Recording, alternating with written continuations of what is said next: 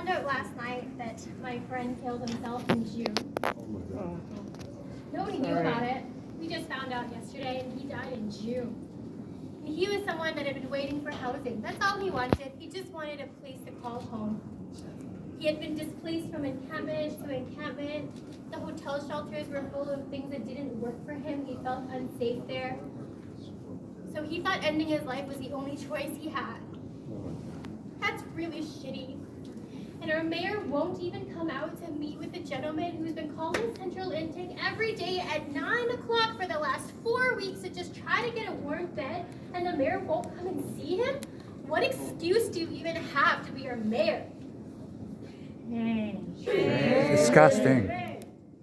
This past June, just 5 months ago, the city's SSHA IPAC steering committee had a meeting. And this meeting included members from the Public Health Check. This, according to their website, the Public Health Check is a boutique infection control consulting firm that provides customized infection control solutions. Wow. At this meeting, this PHC group stated very clearly that from an IPAC perspective, from an infectious disease control perspective, increasing capacity at shelters would absolutely not work. And this PHC committee said that they needed to push for distancing. 5 months later, just yesterday, what do we hear? The city says that they're going to add more beds to their system. And one thing the city is really good at is that they're really creative. They're really creative in making numbers sound right, but when you do the number crunching, it doesn't work. They say that they're adding 230 extra beds to the system, but they don't say that they're closing hundreds and hundreds of hotel shelter spaces. There is no Lying pieces of shit. net gain of winter beds. Plus, they say that they're going to add more beds by pushing beds closer together, the exact opposite of what was recommended to them by Public Health Check. Or common sense. Scandal.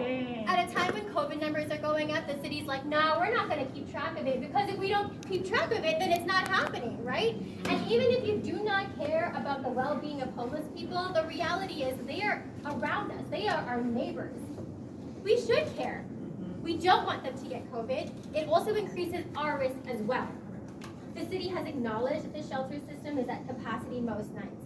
And what they also do is now they start to blame refugees. They say that the refugees are overburdening our system. And that is a terrible, terrible xenophobic narrative.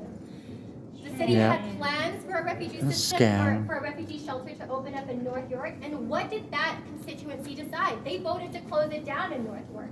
We have leaders that are not willing to actually stand up for their rights and the dignity for the people who are most vulnerable around us. So the city is acknowledging that the shelter system is at capacity, but they're like, you know what, we're just going to close hotel shelter spaces anyway. If you do the math, the 200 new beds that they're adding does not actually accommodate for all the beds that they were losing.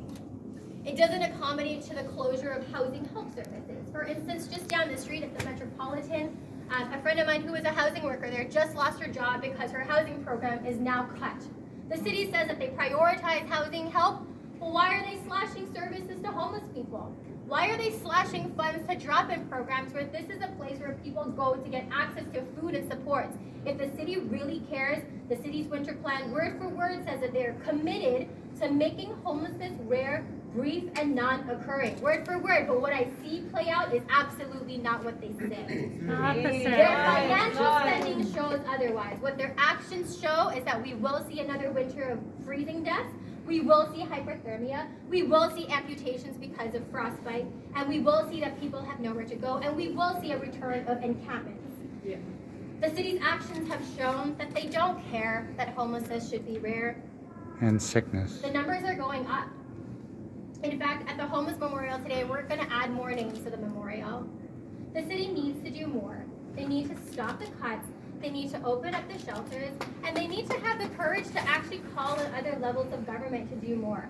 I don't know what this strong mayor power is going to look like, but I sure as heck don't have any faith that this mayor is going to do anything to help the most vulnerable in our community. The city needs to create bed spaces that actually are in line with distancing measures. They need to treat people with dignity.